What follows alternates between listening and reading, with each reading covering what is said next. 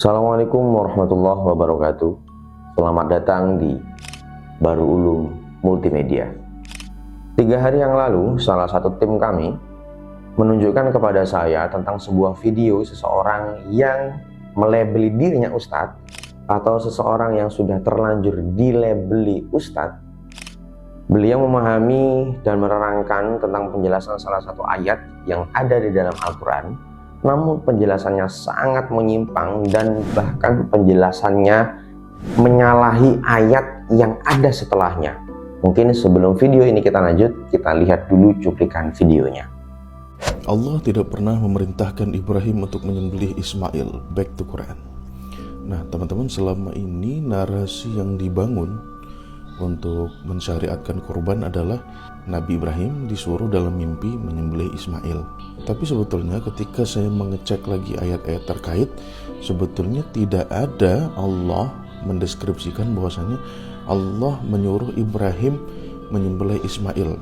Seperti yang telah Anda lihat, ada beberapa hal yang perlu kita garis bawahi. Yang pertama adalah beliau menyatakan bahwa Nabi Ibrahim sama sekali tidak pernah diperintahkan oleh Allah untuk menyembelih putranya.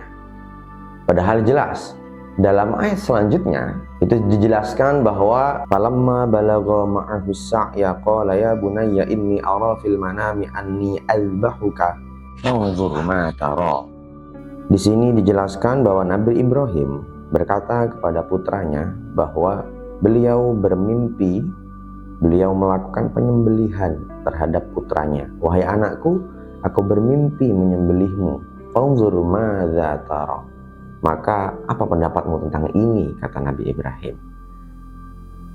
Akhirnya putranya menjawab, qala ya abati fa'al ma tu'mar.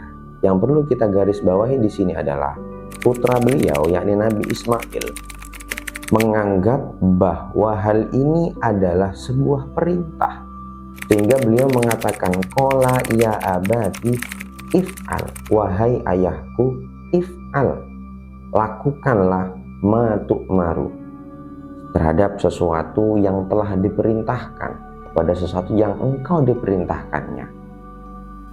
Sampai di sini kita bertanya-tanya, apakah memang benar mimpinya Nabi Ibrahim menyembelih Nabi Ismail adalah sebuah perintah? Kita baru diberi satu kisi-kisi dari ayat ini, yakni ucapan daripada Nabi Ismail yang mengatakan bahwa mimpi itu adalah sesuatu yang diperintahkan. Sehingga Nabi Ibrahim sendiri pun mengatakan kepada ayahnya, ayahku, lakukanlah apa yang telah diperintahkan. Belum sampai sini kita belum bisa menyimpulkan, kita lanjut pada ayat setelahnya. Di sana dijelaskan bahwa falamma aslama wa tallahu lil jabina wa nadainahu ayya Ibrahim. Ketika Nabi Ibrahim dan Nabi Ismail telah berserah diri kepada Allah, wa nadainahu ayya Ibrahim, selanjutnya kami memanggil Nabi Ibrahim. Nah ini titik poinnya adalah pada ayat ini. Qad shadaqta ru'ya. Allah melabeli ketika Nabi Ibrahim dengan Nabi Ismail sudah berserah diri kepada Allah, sudah meletakkan Nabi Ismail di tempat pembaringannya, dan Nabi Ismail akan dieksekusi oleh Nabi Ibrahim, maka Allah memuji tentang apa yang dilakukan oleh Nabi Ibrahim dengan firman Allah, qad shadaqta ru'ya inna kadzalika najzil muhsinin. Wahai Nabi Ibrahim, engkau telah membenarkan mimpi itu. Inna kadzalika najzil muhsinin, dan kami akan memberikan balasan kepada orang-orang yang muhsin, kata Allah. Dan di sini jelas, pertama Nabi Ibrahim bermimpi, setelah itu dikuatkan dengan argumen daripada Nabi Ismail, wahai ayah, lakukan apa yang telah engkau perintahkan, sehingga bisa kita simpulkan mimpi itu adalah sebuah perintah. Ditambah lagi endingnya ketika Nabi Ibrahim ingin melakukan sebuah perintah itu, dengan Allah dipuji, wahai Ibrahim, engkau telah membenarkan mimpi itu, sehingga Nabi Ibrahim merealisasikan tentang mimpi itu. Oke, mungkin sampai sini kita belum puas, karena itu masih letterlek ayat. Kita akan melihat penjelasan daripada salah satu kitab tafsir yang kredibilitasnya sudah diakui umat Islam sedunia, yakni salah satunya adalah kitab Hasyat As-Sawi. Dalam kitab Hasyat As-Sawi di sana dikutip bahwa dari ayat di atas itu seolah-olah berbunyi, innallaha ya'muruka bidzabhi ibnaka. Sesungguhnya Allah memerintahkan kamu untuk menyembelih putramu. Dilanjutkan lagi, falamma asbaha fakara fi nafsihi annahu minallah. Ketika Nabi Ibrahim memasuki pagi hari, beliau berpikir annahu minallah, bahwa itu adalah perintah dari Allah. Falamma amsa ra'a mithla dzalika fil lailati tsaniyah. Begitu juga ketika di malam yang kedua beliau bermimpi hal yang sama, tsumma ra'a mithlahu fil lailati tsaniyah, sehingga beliau juga bermimpi hal yang sama di hari ketiga. Fahima binaharihi, maka karena 3 malam berturut-turut, fahima binaharihi, akhirnya Nabi Ibrahim sadar bahwa itu memang benar-benar perintah untuk menyembelih daripada Nabi Ibrahim. Maka dari itu, karena kejadian 3 hari berturut-turut ini, pada akhirnya hari kurban itu dinamai dengan 3 nama, yakni nama yang pertama adalah Tarwiyah, yang kedua Arafah, dan yang ketiga adalah Nahar. Kenapa nama-nama ini bisa muncul? Li'annahu fil yaumil awwali tarwa. Karena di malam pertama, di hari pertama, Nabi Ibrahim bermimpi wa fi tsaniyati Arafah. Nah, ketika di malam yang kedua, ketika hari yang kedua, beliau mengetahui bahwa itu adalah perintah daripada Allah. Wa fi tsalitsati, dan di hari ketiga baru Nahar.